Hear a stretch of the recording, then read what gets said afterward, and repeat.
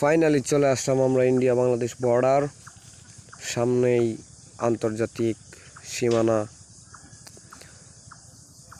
আমরা মূলত আসছি বাংলাদেশের ভিতর থেকে সুনামগঞ্জের দিক দিয়ে। এখানে আপনারা দেখতে পাচ্ছেন অনেক বড় বড় উঁচু উঁচু পাহাড়। তো আমরা আসছি সীমিত সময়ের জন্য, যদিও এখানে আসা বেআইনি, তবু আমরা বিজিবির কাছ থেকে পারমিশন নিয়ে পাহাড়টা উঠে আপনাদের দেখাবো। তো ওঠা যাক পাহাড়ে, ধীরে ধীরে আমরা পাহাড়ের উপর দিকে উঠছি। তো আমাদের সাথে অনেক লোকজন আছে।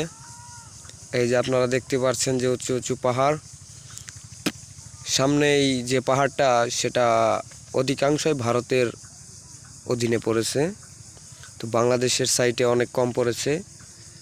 আমরা যেহেতু বাংলাদেশের ভিতর দিয়ে ঢুকেছি, তো বাংলাদেশের যে ভূখণ্ডের যে পাহাড়গুলো আছে ওইগুলো আপনাদের দেখাতে পারবো।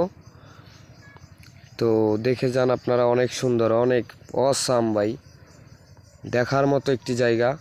তো ভারত দিয়ে প্রবেশ করতে পারলে অনেক ভালো হইতো, অনেক পাহাড় দেখা যাইতো। সামনের এই যে পাহাড়গুলো ভারতের অধীনে পড়ছে। তো এরপরের ভিডিওতে ইনশাল্লাহ পাহাড় দিয়ে ইন্ডিয়ার ভিতর দিয়ে ঢুকে আপনাদের দেখাবো। এই যে এইগুলা হচ্ছে আপনার যে সামনেই লেকটা অনেক সুন্দর, এখানে যে আপনারা গোসল করতে পারবেন।